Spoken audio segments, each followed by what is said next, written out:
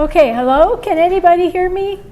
Yes. I don't know if this... I don't know if I hear it through the microphone though. Oh, okay. Well, we're going to start. I know we don't have a big group, but if y'all want to come up and find a seat where you're comfortable.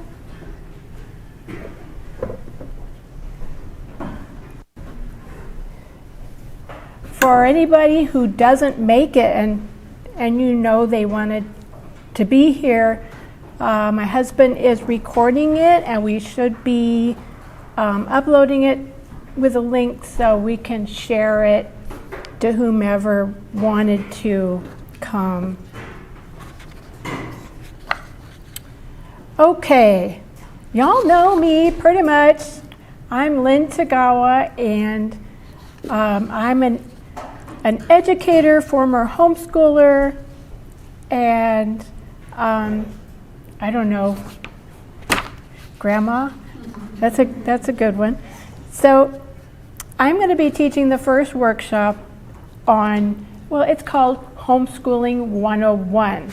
So if some of you here have already been doing this a while, so you could probably teach me on this, but for those of you who haven't or want to share this with somebody, I've got some handouts.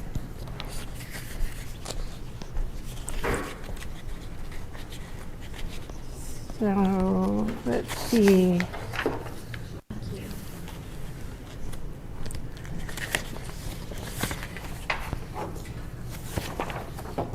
And Shipra, you want one?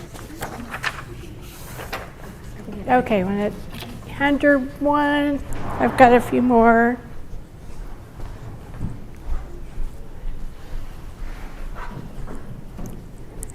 Do you want one? Okay, okay. And Lynn? Yes.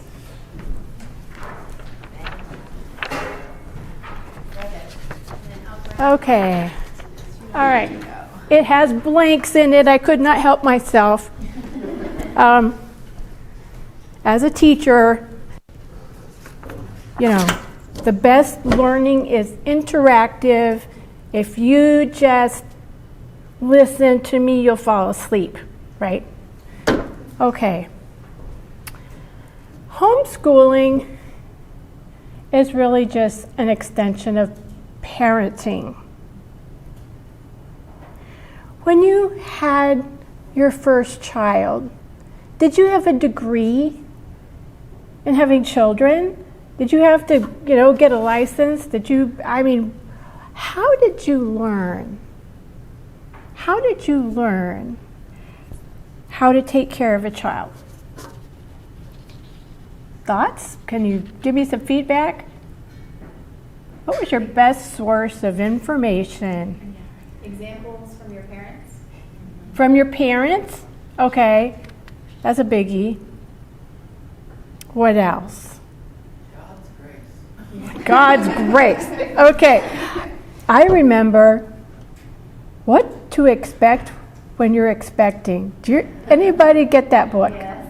Okay, so we get books, there's all kind of resources out there that help us to raise children, and that's wonderful. And we have no problem teaching them the basics. Of course, what are the basics? No. And the fifth commandment.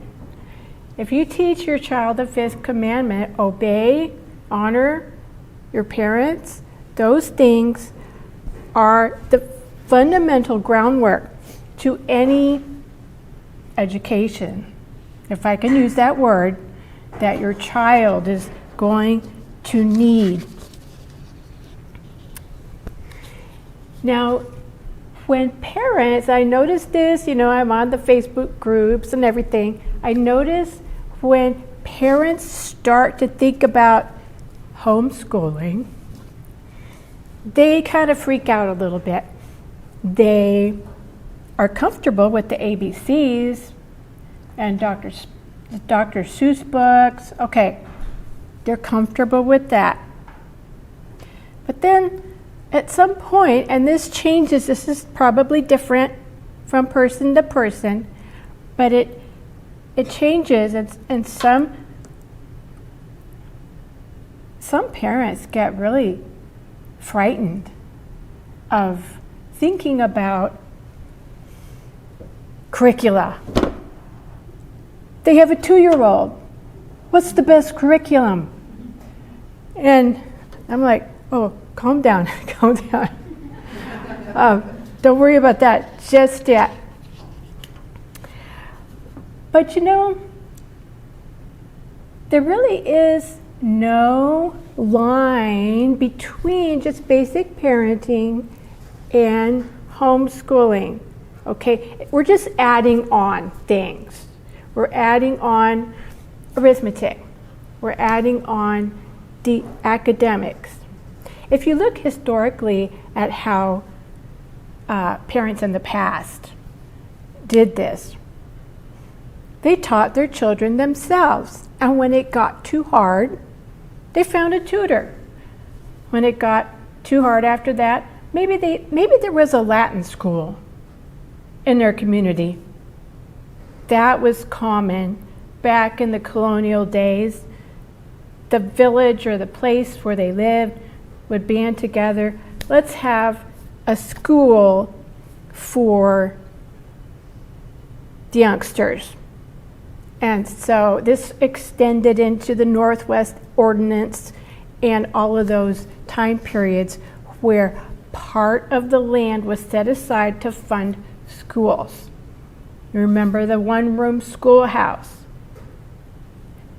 Anne of Green Gables, how many grades was in that schoolhouse? It was a lot. Okay, so we remember historically how it was. So yes, the parents did teach, but they got help. Okay, we can get help. And we'll talk about that.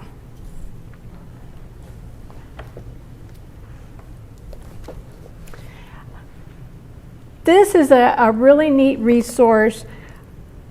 Anyone Can Homeschool by Nicki Truedell. She's even got a website and everything. She's got reading lists. Okay, now this is like having a lady coming alongside you and holding your hand and saying, look, it was hard for me, but by the grace of God, I got through it, and you can too. And those are the best people to have on your team, all right? Mentors. And she's actually a second-generation homeschooler and mother to 5. And so I'm going to have maybe, 1 or 2 copies back on my table that you can buy from me. I've been busy buying books to put on my table for y'all. This is another one. It's not Christian per se, but it's about child development. It's about what to expect from a 4-year-old, a 6-year-old, or a 10-year-old. You know, what can they do in terms of writing, in terms of relating to each other? And I just love this book. It's not Christian, but it's honest observations. What are 4-year-olds like? Give me my bunny, he said. You mustn't say that. He isn't a toy. He's real. So children go through somewhat predictable stages.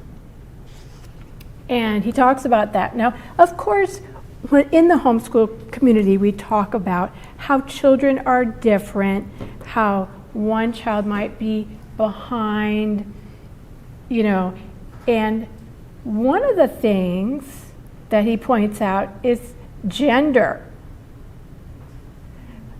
5-year-olds are the most different from each other based on their gender.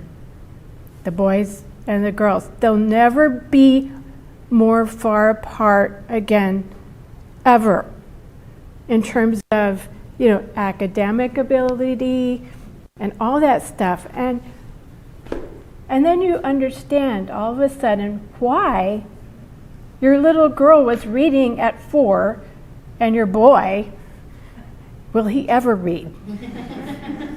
So I highly recommend that. I think I have 2 copies. So that will encourage you with some of the difficulties. Socialization. Have you ever heard that as an argument against homeschooling? Has anybody not heard of that? Okay. I just stuck in a quote here. You can read it whenever, because it's academic. It's like they actually looked at these different groups and looked at how they learn to relate to others. Are they going to relate to each other better if they've been socialized in a homeschooling environment? Or, I honestly don't need this study. I can tell you from personal observation, yeah, you're nodding. When we came to this church and I had my first big opportunity to observe homeschooled kids, I was like blown away. They're talking to me. I'm a grown up and they're talking to me like a regular person. Because in the public school, they are peer socialized, right? And they talk to each other. They don't talk to the younger ones. They don't talk to the adults. They don't know how to relate. Okay. All right, now we're going to get to the curriculum. And that infamous question, what's the best curriculum? It's kind of the wrong question. The right question is what's best for you. And sometimes it's not even, you don't have to hyperfixate on what's best for my child because, okay, yes, there are different learning styles, okay? We've all heard about that. Oh, my child is an auditory learner or whatever. And that may be true, but they've also done studies that indicate that when it comes to taking tests, the real world, we can adapt. We're good. There's no difference, really. So if you can find a curriculum as a parent that you like and works for you, the neat thing about curricula is that you can adapt it to your child. You can go faster, you can go slower, and that's because as a homeschooler, you set the pace. I remember we had a school here, and the principal used to tell us, not to be ruled by the curriculum. Well, that's easy enough to say when you've got 9 months, is 5 days of the week, and my period is, 45, 50 minutes. And I got to make lesson plans and about that amount of time. Have you ever seen the BJU biology book? It's a tremendous book, but you ain't going to get through it in 9 months. Okay, so there's a limit in that kind of environment as to how flexible you can be. But you, as a homeschooling mom, you could be flexible. Okay, types of curriculum. I'm just going to go through this quickly. You already kind of know this or intuitively sense that some curricula are more traditional. You know, you got the book, you got the quizzes, you got the tests, okay? That's like ABECA, BJU, those kind. Saxon, by the way, is also designed in a way to be taught in the classroom. Okay, Singapore math taught in the classroom. So even though we talk about those as like homeschool curriculum, they're not initially designed for that, which is why some people have trouble with them. Okay, you're nodding. Yeah. Okay, the next generation, okay, I'm old. When I first taught Christian school, all we had was ABECA, BJU, all right?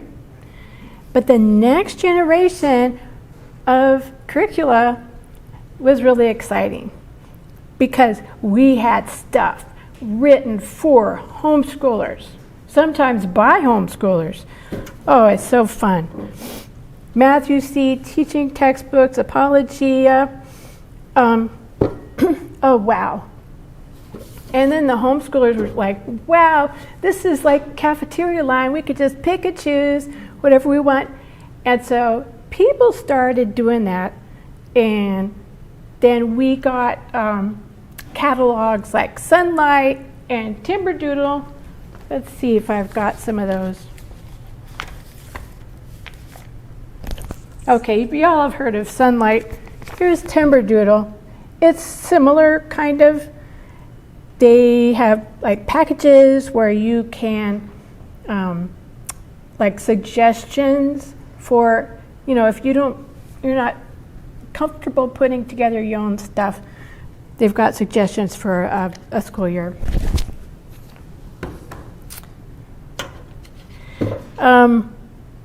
Classical, y'all have heard of classical.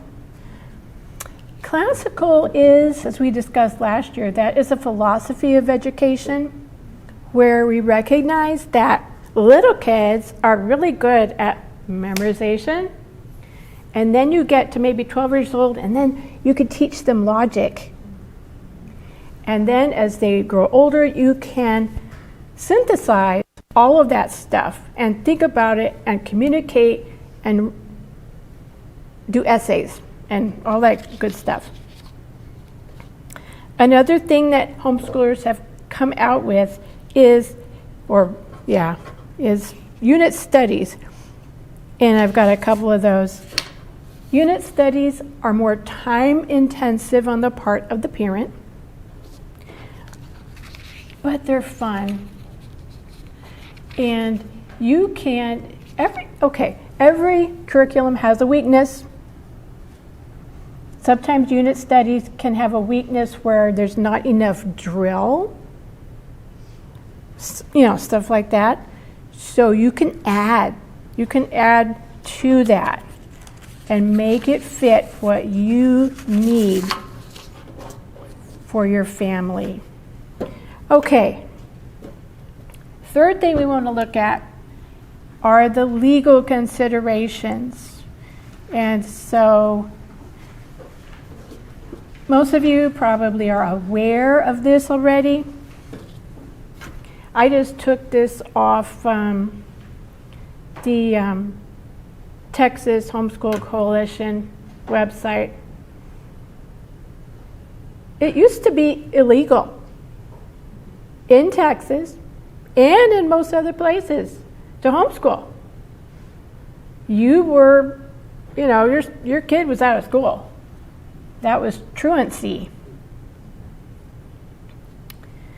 But in 1985, there was a famous case in Texas. It's called the Leaper case, where, somebody went to court and the judge said homeschools are private schools. And so we are now private schools. Praise God. Yes, thank you. That is a blessing. So, a homeschool is subject to the same law that a private school would be, like a Christian school or some other privately funded school. Now, there are things written in Texas state law about that. Okay, and so these are the things that apply to private schools and homeschools. Your schooling must be bona fide, or bona fide. How do you pronounce Latin? Okay, that means in good faith, not a sham. You know, you can't just say, oh, well, we're homeschooling, and then just put them in front of the TV. Your curriculum must be in visual form. You've got to have stuff, you know. You can't just do hands-on learning all day. You have to have stuff. And it must include these subjects: reading, spelling, grammar, mathematics, and good citizenship. I don't even see history or science in there. But then this law was very old. And I think really in the olden days, they taught history as a matter of course. They even taught Latin for, you know, middle grades, whatever. And yeah. And so science, that's honestly, if you don't get to science to third grade, I wouldn't sweat it. Make sure they can read and write, all right? Read, write, and cipher. Good citizenship is a big question, like I see on Facebook.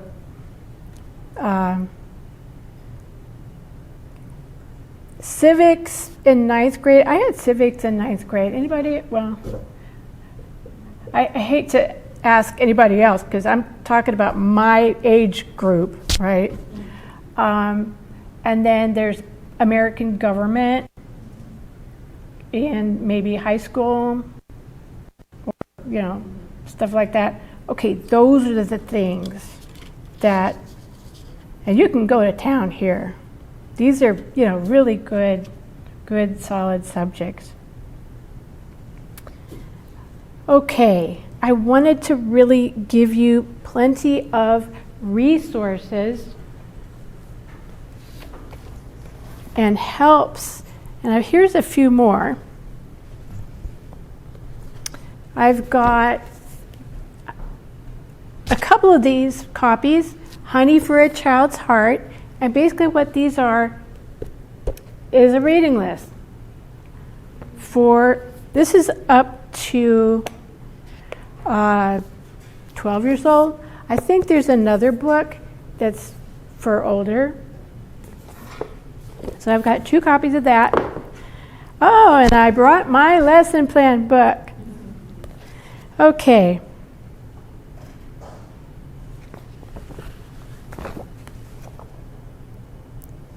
This is how you plan with pencil.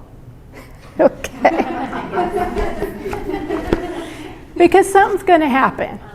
You're going to have a sick child, or maybe you just don't get through the lessons, all right? So, yeah. Looking at this, I'm like, wow, I was good. I don't think so. I don't think so. This is a nice one because it's also got like places for grades. And, okay, you may say, I'm not that organized. Okay, you are looking at the queen of not being organized. So, having something like this is going to save your life. Yeah, that's all I could say about it.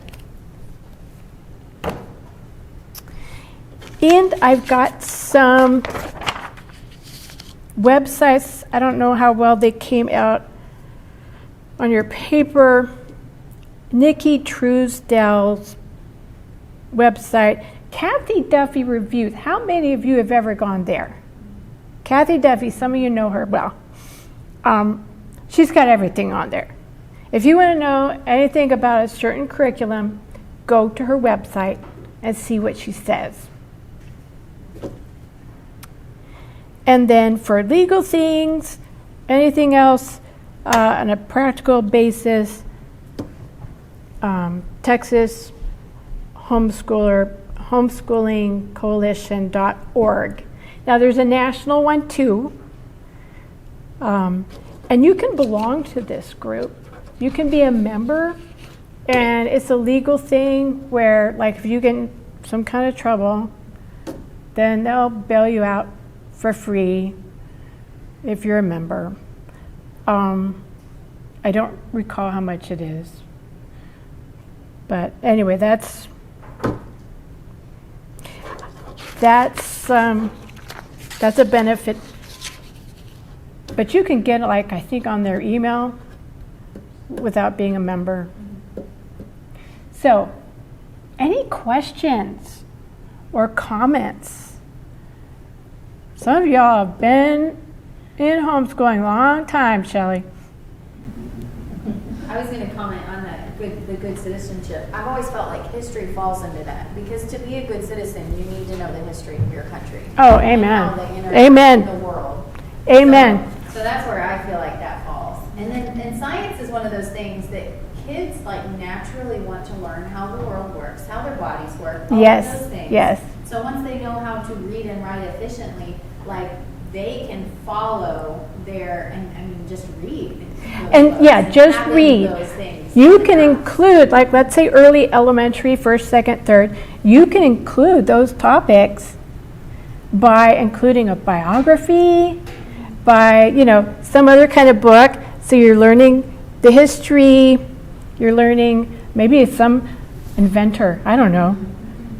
It's a really user-friendly way of learning that, and of course, hands-on stuff in the kitchen.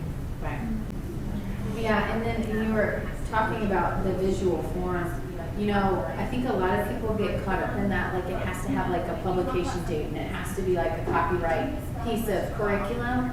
But, when you talk about something that's in visual form, it can be a spelling list you got off the internet for a certain Yes. result. Like,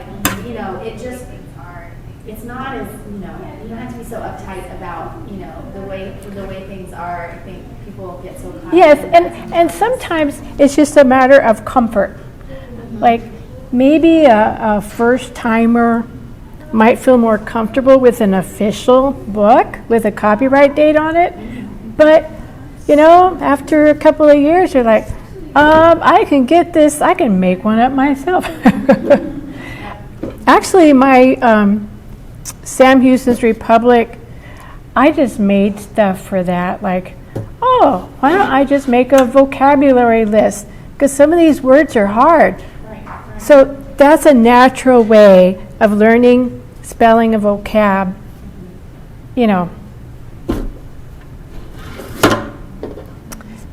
Shelley. We really benefited from the dual credit because I was not as good teaching my kids 9th through 12th grade. And William, he was able to finish like a year of college or more, maybe 2 or whatever, because he did dual credit 9th through 12th grade. And so he did it online, so he's in your home, he's not at the campus or whatever, and he's getting, the science and the math and the history and all that done. Then they, I think y'all might think this is kind of unique, but after William finished, I was trying to get my 2 girls in, and they were coming down hard on homeschoolers that they couldn't do dual credit. And I was saying, well, what do you mean? Private schools get to do dual credit. And I was talking, let me talk to somebody higher up. One guy got fired. Oh, no. Because he wasn't, whatever. Yeah. I don't know the details on that. But they said, okay, homeschoolers can, but you have to have 10 homeschoolers taking this one course on the teacher's time frame or whatever. They were just making it very difficult. And I just told my girls, all right, forget it, we're not doing it. But I don't know what it is That's now. a school-specific deal. Yeah, and I don't know how it is now, but if your kids are gonna head to college, that is a really good way to get the, you know, the, what do you call the prerequisite, you know, the first and second first year. year. Yeah, Those basic the basic requirements. stuff, yeah. Yeah, I was homeschooled all the way through, probably around the same time frame Shelley's kids were. So I'm a homeschool graduate, so is my husband. So we're second generation homeschoolers. Oh, wow. And so my mom had me do all of that dual credit stuff. When I went to college, I already had 2 years under my belt in hours. Nice. Between that and then the CLEP tests, because you can CLEP out of college algebra, you can Yes. CLEP out of, those beginning ones, the early English courses and stuff. So that then when I went to school, I was able to change my major 3 times and still graduate in 3.5 years. Now, my son David, he was able to go early admit. Early admit is another option to what we call dual credit, because dual credit is kind of restricted to courses that you need for graduation in high school. But early admit, if you go in that way, you can take basically anything, any freshman class, okay? And so, now the reason I put him in that was because he was such a good student that he would just hole up in his room and do his lessons. And I thought, I'm going to kick him out of the house. You know, at some point it was just kind of like that where, you know, they're 16, 17, 18 years old.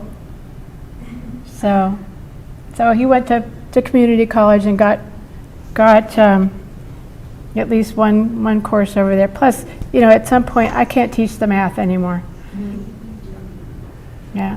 Well, one thing on the dual credit, for admissions to a four-year university, once the student has 30 college credit hours, they are no longer considered an interim student. They are considered a transfer student. Oh, Different rules apply. Different scholarships. okay. Scholarships apply too. So that needs to go into the your calculus as you're going through it. I know we kind of make sure our kids hit that 29-hour mark. Interesting. So you really got to know going in. And for transfers, whether it's homeschool or whatever, don't take the 2 years. I used to be a prophet at 2-year school. Do not take the word to your school. Oh yeah, this will transfer to A, or this will transfer to Texas, or this will transfer to Baylor.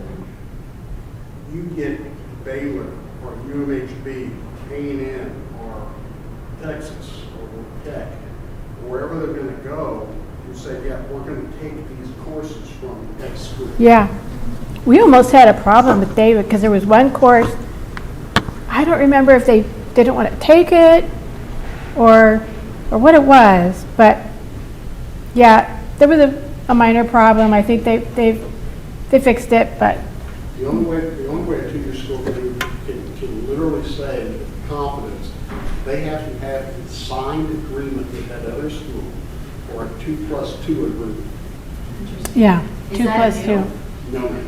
Okay, I mean, because I didn't have any issue. That's been a last. When I went, but I also went to a small Christian school, not a major state university. So I'm sure the state universities have stricter. For example, I talked to TCC Waco's associate prof there, department chair, and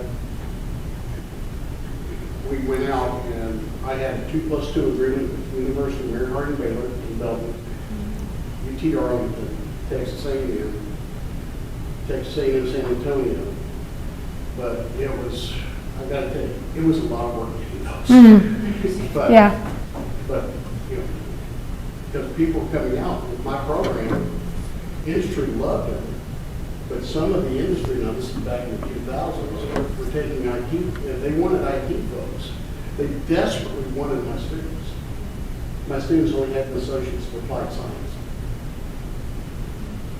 And so having that 2+2 agreement where they could go and get that, companies would then come in and hire my students as interns while they went through the profession. Okay. But that took a lot of schools will not do that. All right.